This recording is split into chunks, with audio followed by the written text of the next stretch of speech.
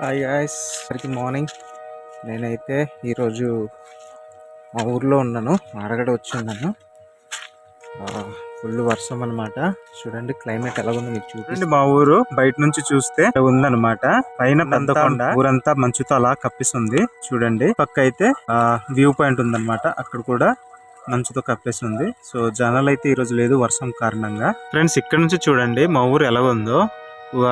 మా ఊరు కొండలు కూడా చూడండి మంచుతో ఎలా కప్పు ఉందో చూడండి ఒకసారి. ఎంత బాగుంది వ్యూ, చూసారా ఫ్రెండ్స్? బయట నుంచి చూడండి మా ఊరు అయితే ఎలాగుందో.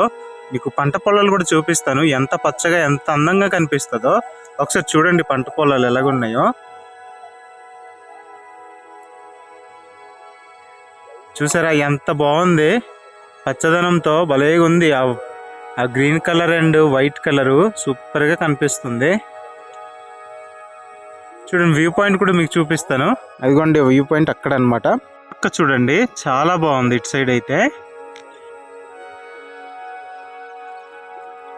ఈ రోడ్ అయితే నేను చిన్నప్పటి నుంచి చూస్తున్నాను. ఈ రోడ్ అయితే ఎలాగంటే అలాగుంది.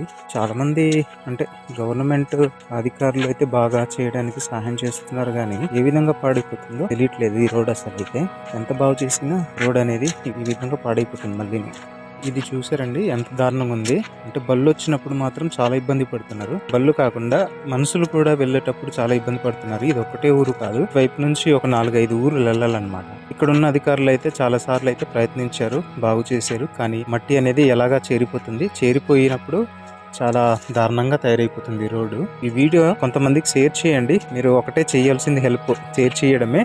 షేర్ చేస్తే చాలా మంది చూస్తారు, చూసి వాళ్ళు కూడా థాట్ వస్తుంది. చాలా మందికి ఏదైనా థాట్ రావచ్చు పరిష్కారం అనేది. సో షేర్ చేయండి మీకు వీలైనంత వరకు.